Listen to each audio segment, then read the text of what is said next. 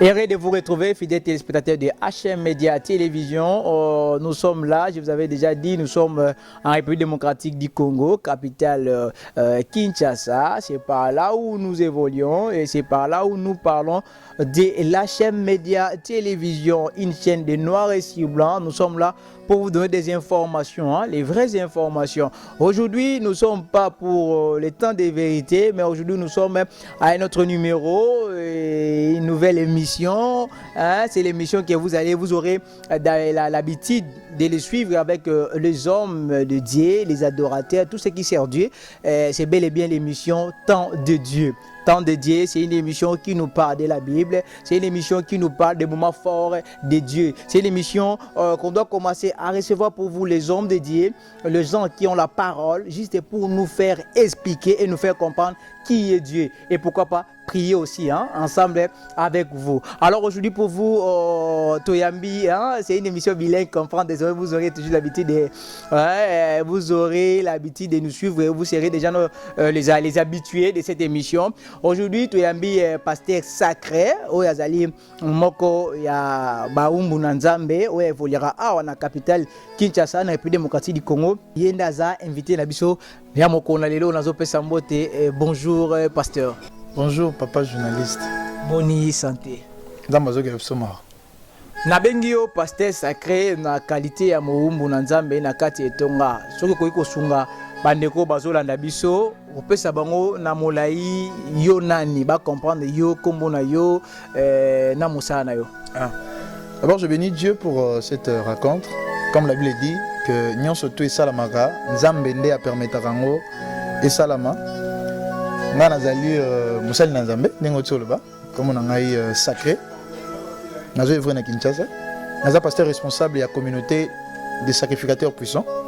Nous avons notre église à Kingasani et nos cellules un peu dans la province de Kinshasa. Et bientôt, si l'Éternel nous fait grâce, nous allons aller déjà dans les provinces. Voilà, je crois que vous comprenez, pasteur sacré, les jeunes messagers pour les jeunes. Vous comprenez, moi, tout cela dans le lot, ils ont uniquement tout cela, tout comprendre, pasteur sacré, Zanani a évolué à plus à quoi y a moi Nzambe parce que l'émission est ali temps de Dieu, à Nzambe. Moi, tout n'est question, il bosse tout sur la Nzambe. Au Epsibiso Zali Mosana Nzambe a évolué à communauté. Il y a sacrificateur puissant. Pasteur, Motuna liboso tonito yeba. Ozoka appelle Nambula nini. Pe appelle ngo yaki ndenge nini. Alors d'abord, je bénis Dieu pour ta question. On a œuvré dans la communauté des gagnants d'âme. Sur Batignon, sur Nexia, ça va bien. On a œuvré pendant beaucoup de temps. Et puis Dieu m'appelait. Quand Dieu m'appelait, j'avais encore, quand j'ai commencé à servir Dieu, dans notre église, j'ai œuvré, j'ai servi le Seigneur. Mais tant que Nzamba tindi siko nga pona robanda siko église, là j'avais encore 20 ans. Wow. J'avais 20 ans. J'avais 20 ans et puis j'ai commencé le ministère. Na j'ai 20 ans. Obani ministère beaucoup pour ça mais parce que Jésus-Christ a bandaki ministère na âge il y a 30 ans. Donc comme yo banyango na âge à 20 ans. En tout cas, Nzamba kumisamba. Siko lelo na kati etonga na yo. Église ezali déjà combien de mbula bando bandi ko evre yo mo na kati église. Bon, depuis que j'ai commencé à servir le Seigneur dans l'église, la fraternité, on a fait déjà 4 ans. 4 ans, tous autres c'est 5 ans. En tout cas, l'église c'est la fraternité. La fraternité des sacrificateurs puissants. La fraternité des sacrificateurs puissants. Mission, topé vision, il y a pasteur sacré. En tant que mobate il bampate zani. D'abord, l'église Nyon surtout Yamukili, Nzambe a passé une mission la grande commission. La grande commission, ils allaient tinda Nzambe a passé dans l'église Nyon surtout. On a tous Matthieu 28. Bible zolo belalikolo Matthieu 28 18 to ketina 20. Bible zolo balé fait de toutes les nations de disciples. On allaient mission dans passer l'église Nyon surtout, a passé ba chrétien Nyon surtout, aller fait de toutes les nations de disciples. C'est-à-dire batuba kende, basala ke batu Nyon surtout, bakoma ba salina Nzambe. C'est d'abord la mission globale. Et puis en particulier, nous avons fait Sabiso et Tinda, je crois, si je ne m'abuse pas dans l'Apocalypse, nous avons fait tant que Christ a télémis, na trône, a télémis pour qu'il nous reçoive livre, a décelé les 7 sauts, le ange, tu as racheté pour Dieu le peuple de toutes les nations et de toutes heures, de toutes les langues, tu as fait d'eux un royaume de sacrificateurs. C'est-à-dire, Biso na bengi biso na particularité de bâtir un royaume de sacrificateurs, de personnes qui ont crié à Jésus-Christ, qui incarnent la connaissance et la puissance, capable de transformer. Au moins dans l'Ancien Testament, les sacrificateurs ne bandé côté à Mobeko. C'est eux les sacrificateurs qui enseignaient la parole, qui enseignaient les commandements et les préceptes. Les autres partagés, tu traversé étape et verso. L'étape et verso, ils ont étape pour battre surtout connaissance coulée. Oui, dans mon canal Daniel, Bible zolo ba bomba livre on attend jusqu'au barotango et puis connaissance ça bango il s'augmenter. Et maintenant tu traverser le christianisme devient faible à cause du manque de connaissances. Et toujours biso sigo, l'Éternel nous a appelé à travailler à augmenter la connaissance du peuple de Dieu au moyen de la parole et au moyen de la connaissance et surtout au moyen de la puissance. Pourquoi? Parce que l'apôtre dit notre prédication n'est pas seulement un discours persuasif, mais c'est aussi une démonstration de la puissance. Nous travaillons là-dessus. Et c'est une particularité que Dieu nous a donnée. Et dans toutes ces choses, puisque nous parlons aussi de la puissance, vous voyez le nom de l'église, sacrificateur, royaume, fraternité des sacrificateurs puissants. Puisque nous parlons de la puissance, le Seigneur nous a aussi appelés à œuvrer dans le domaine de la puissance, c'est-à-dire les domaines de la délivrance, les domaines de guérison miracle, les domaines de tous les domaines qui cadrent dans la puissance. Et nous sommes vraiment assis dans la délivrance. Je crois que vous comprenez, pasteur sacré, Azamuto avani mingi na wetali délivrance, pas le bimo le poto moi mingi, avani mingi na wetali délivrance. Pasteur sacré pour na yo délivrance. Tu vois lelo donc pasteur babiso na nguya de délivrance c'est que l'église n'a pas osé donc c'est que bat boyati. Yo vandi plus na domaine de délivrance pour na yo délivrance ces années. Aujourd'hui on ndenge ni délivrance. D'abord, merci pour la question. Moi, je suis descendant et apôtre Kamba.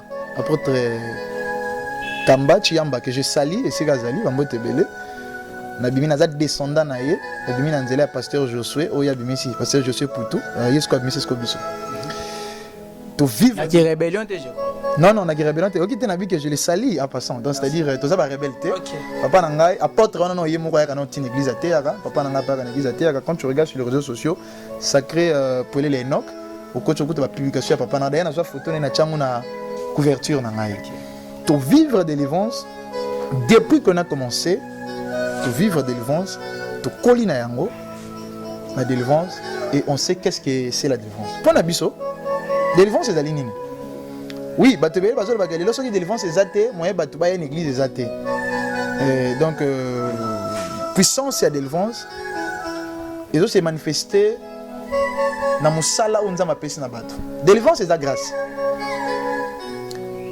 Les ali don on nous avons appelé ça batu.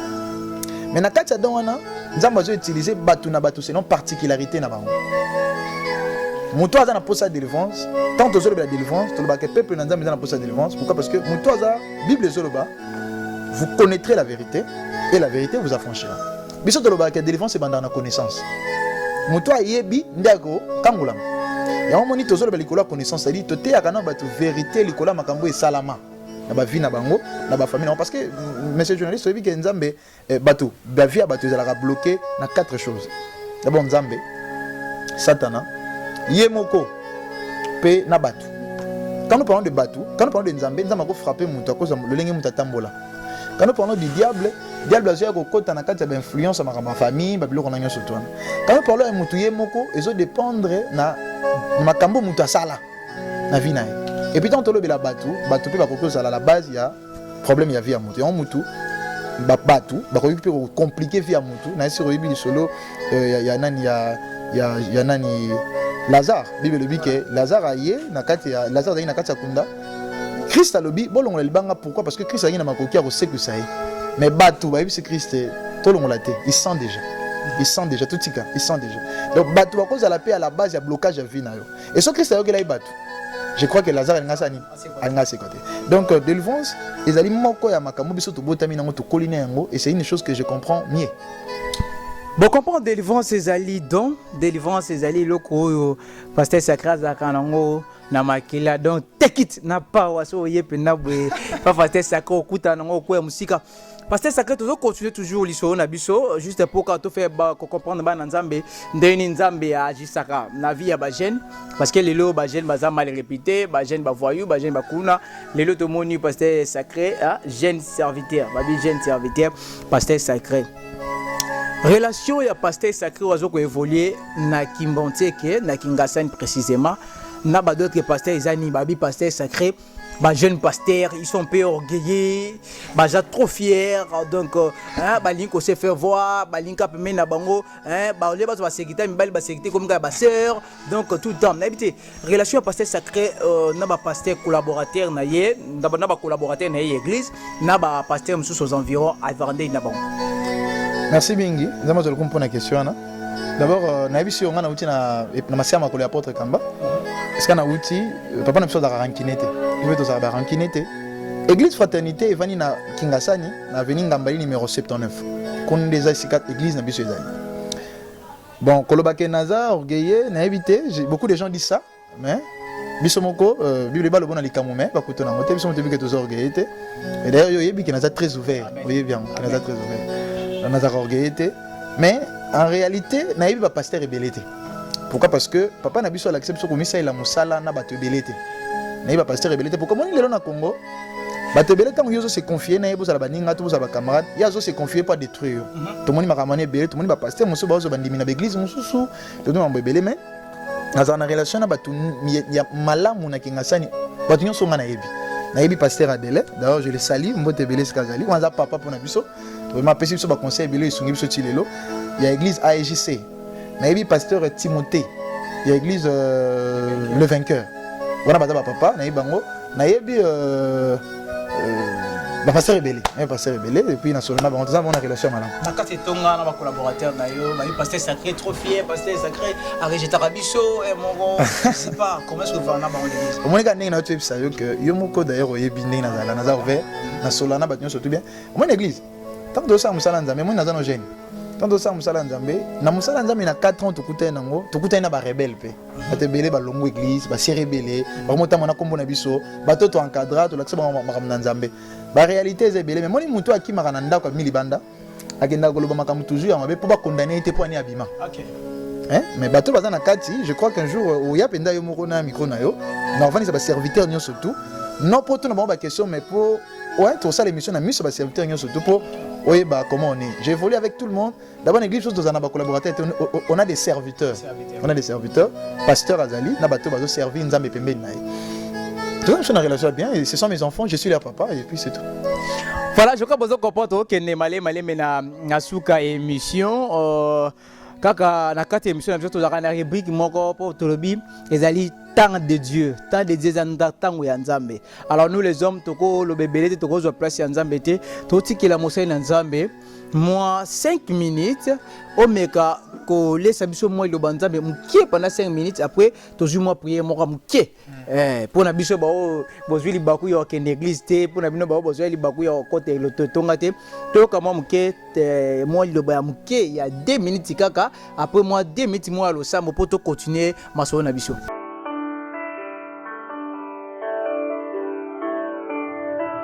Après merci na journaliste Nabiso, vraiment les journalistes les plus expérimentés nanenga permettre ngana lobela oyebi likamnazo ngana lobela sikoyo pour édifier bandeko bana na Nzambe ezali d'abord on a tout que sabino problème sur la délivrance na kati ya bomo ya mutu nyonso to abotama d'abord tozana ba origine na biso to utela Bible zoloba na mukanda ya Job qui interroge les générations passées ezani sika moko te oyo mutu akoto molumu sapelo bage aya na mokili kaka boye azana papa te azana mama te soko ketanga na Bible okutaka fa babeta lisolo ya Christ bazolobela nanu ba parents na ye avant babeta lisolo ya Moïse bazolobela nanu ba parents na ye.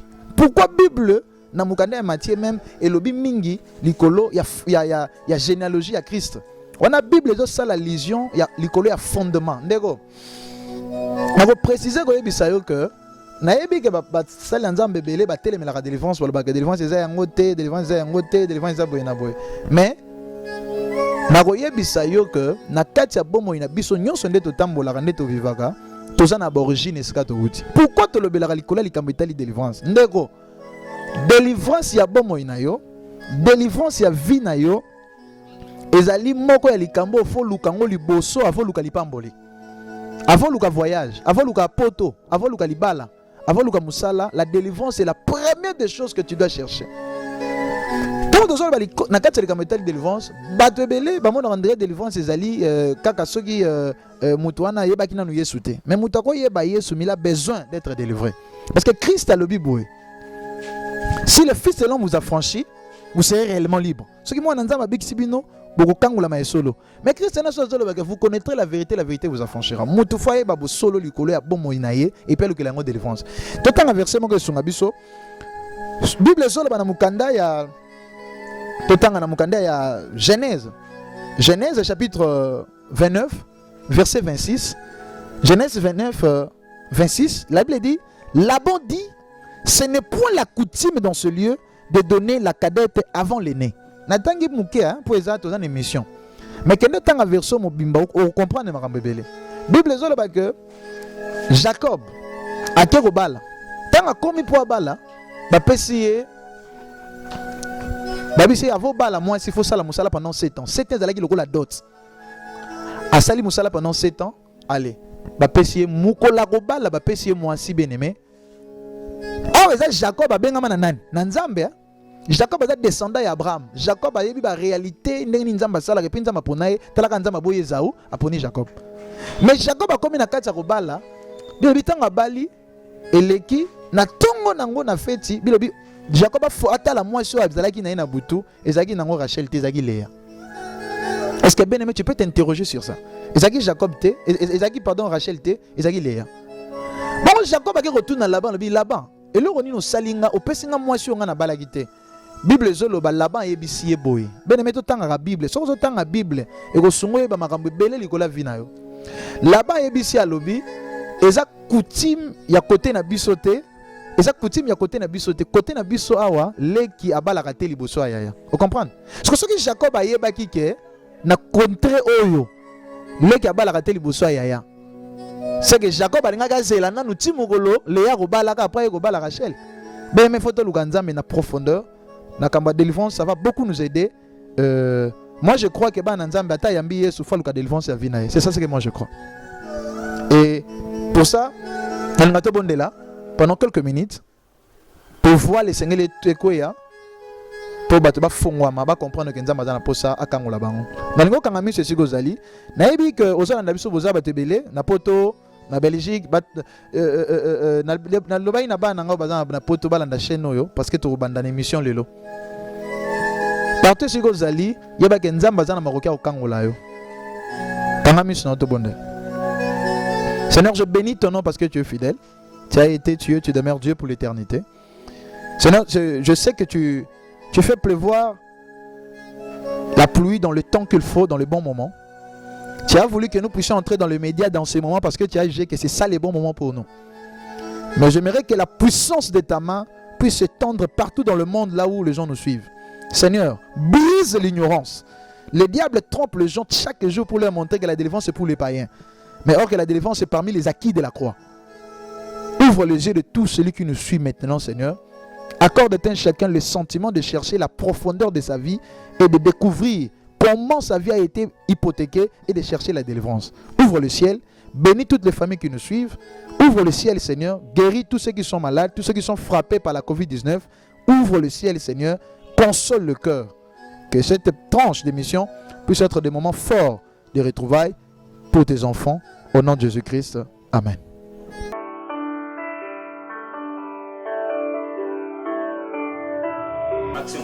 En tout cas, merci, j'ai béni l'Éternel. Si na banda kubosepe na banda beti maboko bisope ba to kimaki lo sambo pa to profiter ko sambe na elongo.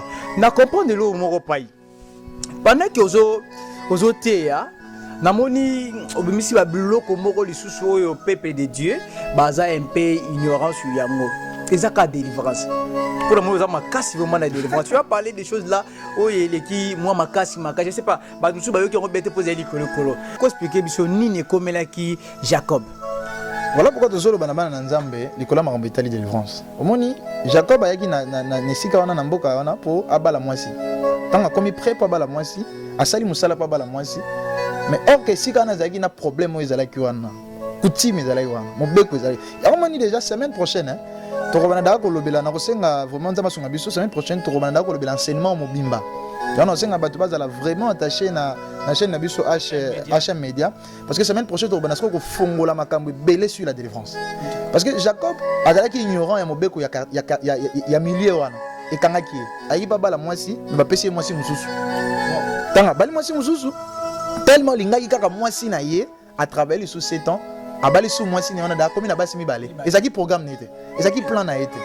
Coutume imposé. Ya bali basi mi balé et puis elle qui c'est les temps. Parce qu'il fallait travailler pendant 7 ans sur moi, c'est pas de boutaban. Mais travailler pendant 14 ans pour moi sur Yaline. Coutume est imposé, moi c'est mon sous, peu coutume et bien de temps. En tout cas, vous comprenez que les solos et la délivrance, ils ont vraiment moulaï. Il y a un papa pessimino rendez-vous à partir de la semaine prochaine. On a déjà enseignement sur la coutume, voilà, coutume Nabiso. Donc, vous allez vraiment connecter, vous allez brancher, vous s'abonner. Vous s'abonner massivement à HM Media Télévision pardon pour besoin d'enseignement ya boy. Donc bazana kuti bato belé okutaye azana makambo belé mais azoni ngoluka nzambe te. Yango mondongo isi oto benga bango ba s'abonner belé et aux amalam parce que biso za posa bana nzamba kangolam. Ozana famille na yo botama bobala na kintuidi, obala tu connais les choses comme ça. Ozamu yanzi obala ya ces choses comme ça. Ndeko kuti malibota na yo, ça va te réclamer. Ozana makambo la semaine prochaine. En tout cas, là, je vois directement, je n'ai marqué ce boulot. Après, il y a le Yobana qui te dit. Voilà, d'accord. Je salue tous les Yanzi, vraiment tous les Yanzi qui nous suivent depuis Paris, depuis partout là. Je vous salue. C'est avec tout le monde. Voilà pourquoi tant on a enseignement. Et pour nous, le tant on a un enseignement, école l'union se doit se retrouver, puis à la délivrance et après tout le monde va être visité. Voilà, comme après Nasuka, je crois que c'est une réalisation de quelques minutes pour aussi ça paye. Je crois pasteur sacré. Ton côté sur la vie, voilà, ton côté na vie, ton côté na vie, il y a paye. Toye ba moi vie à pasteur sacré. Pasteur sacré, Aza marié pas madame. Les jeunes messagers à Balinamte. Au Balinamte, pasteur. Non, Balinamte. Pasteur à Balinamte, pour na quatre églises, ser bazate, azela. Bordi mianda boumeta mi fi na niveau à Paris, ba la pasteur sacré, azela bango ba Kinto. À l'église, ma fille Bazali, ma sœur Brigitte, Ngalula, ma sœur Espérance, Ngalula, ma sœur Pavodi, ma sœur Charité, ma sœur Espérance, ma sœur Belé, ma sœur Nipsia, ma sœur Onella, Bazali, ma sœur Bazé Belé, l'église. Oh, Nini, tant de Dieu, quand c'est là, mais ni le gars, il me tant de Dieu. Non, on le veut bien. Ma sœur Wana, bah, une église, pour Bala, avec le Kanzambe. Amen. Tous là, nous avons appelé ça siffler. Nous avons des roulages, tous les temps de Dieu. Tant de Dieu. Voilà, merci beaucoup pour les amours. Il y a rubrique, il y a ambiance, il y a émission, la mission Temps de Dieu. Merci à tous les sœurs de l'église, la fraternité des sacrificateurs. Donc je crois que nous tous les servantes, pas sacrificateurs, bon bunda, vous savez, nous avons pas. Pas de comme la soukra, moi mot de la fin et pas les chrétiens surtout depuis France, depuis Royaume-Uni, depuis partout dans le monde. Bon, le mananga soukra na kolobeza que bana nzambe bayeba ke tozana Covid-19 makambo ebele eza confiné mais Satan aza confiné te. Amen. Bandoki baza confiné te. Mais sala molili eza confiné te. Kuna bango baza en état d'urgence te. Ils continuent à travailler. Bon, le bazo travailler, il faut bayeba que nzambe na msoza na bon moi, biolobi puisque le père agit, moi aussi j'agis. Donc d'abord Covid-19 et kangi musala ya diable te. Diable bazo connaître au travail. Covid-19 et kangi musala nzambe te, nzambe azo travailler. Nzambe a travailler na ni na travailler au moyen de délivrance pour délivrer. On a zolo ba que le combat spirituel est réel. Donc Covid-19 et lo bana mutu te que on a lukanzambe te mikolo kutu tozana Covid-19 bandoki ba bonisanga te lo kuta. To lukanzambe, vous abonnez vraiment massivement semaine prochaine to bana enseignement profond na ba prière profond. Je crois que nzambe va visiter biso. Voilà, c'est le temps de profiter parce que c'est le temps de Dieu. Dieu vous a appelé dans HM Media Télévision à travers l'émission Au temps de Dieu. Pour s'abonner, pour profiter. Dans 7 jours, il y a prédication, il y a enseignement, il y a délivrance, il y a prière sur la coutume. Donc, nous avons et puis ça va passer pour toi comme solo mouton à Paris. Azo soro na douche ma se retrouver na douche ya Paris te ma se retrouver na douche ya Simanda kuna bango na coupé. Ça fait mal. Donc pourquoi? Parce que aux qui lié na lien il y a coutume il y a famille hein oh na famille na biso banda ko na biso abota mati lelo ko na biso tika diplôme té yépe bana ba diplôme té et ezolanda biso bongo yo petango zali bato belé bazawana bango nde ba vivaka bakomaka jamais na 70 to 80 ans bakoma te bango bakufaka na ba 55 ans 52 ans 50 ans nyonso wana ndeko tolobela ngo eza ba vision nyoto za balié à coutume. Merci na Grécy Fungi ou asunga biso na prise de vie na réalisation ya Josué Kabata. Merci à l'ingénieur Marquis Soumoula. Merci na supervision ya Josué Bayavougué. Merci na pasteur Sacré pour répondre à l'invitation à biso. Merci na Bordi Miandabou, merci na Meta Mifi, merci na les managers manager Gelo Longonzo. Pasteur Pazava oyaye. Pasteur moi des personnes salutation pour ton kawa comme la souka. Napesi d'abord Nzambe merci pour Indaza grand boss, big boss, napesi merci. Napesi merci na pasteur apôtre Kamba, on a zoloba wa toujours chanter, toujours jeter ba fleur. Merci na pasteur Josué, napesi mo bambote belé. Dama pambola bana nyonso ba soutenir ngai, Patrick Chitumbu, Benjamin Biselele, Teliwelo, Glory Luceva na mapambola napesi bambote belé na ma Christelle Esgazali, napesi bambote belé na maman ngai Bijou Mulanga, napesi bambote belé na bana Nzambe nyonso, Nzambe apambola. Merci. Moi, je vous dis seulement, restez connectés, abonnez-vous dans HM Media Télévision et vous ne serez pas dessus. Je suis là pour vous, votre simple serviteur. Temps de Dieu, c'est pas seulement l'émission de Hervé Moutaï que je suis, mais Temps de Dieu, c'est l'émission de HM Media Télévision. Pas aujourd'hui, les lendemains, l'autre demain, vous verrez aussi, je suis Bayavougué, vous trouverez aussi Naomi, vous trouverez aussi, pourquoi pas, elle, je l'appelle, tous les temps de tous les jours, l'homme qui a les cerveaux et la bagage de faire bien son travail. C'est Jackson Kaboba. Bye, on se retrouve à la prochaine.